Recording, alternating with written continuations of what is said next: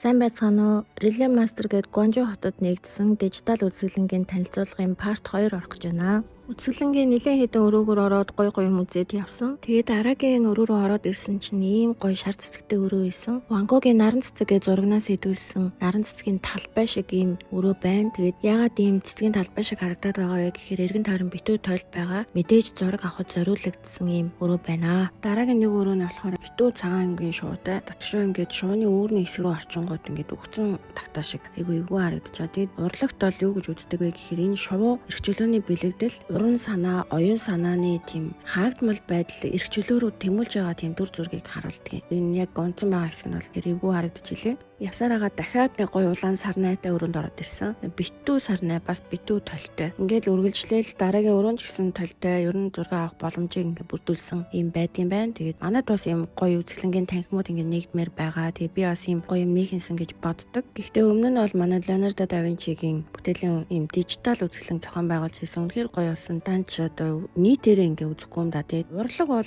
хаанч байх хэвээр. Ямар ч зүйл дээр ингээд хоол хийсэн ч гэсэн урлаг хэрэгтэй, гэрээ тавьчулсан ч урлаг хэрэгтэй. Тэрийг ингээ манайхан ерөөс ойлгохгүй байгаа. Улс төрд орж байгаа хүмүүс өөрсдөө эхлээд урлаг үзмээр байна. Урлагаа ойлгохгүй тэгээд улс төр ярьдаг. Гадаадд болвол бүр улс төр руу орох гэж байгаа хүмүүсийг тусгайлан бэлддэг. Урлагийн боловсролыг нь бүр багаас нь олгож эхэлдэг.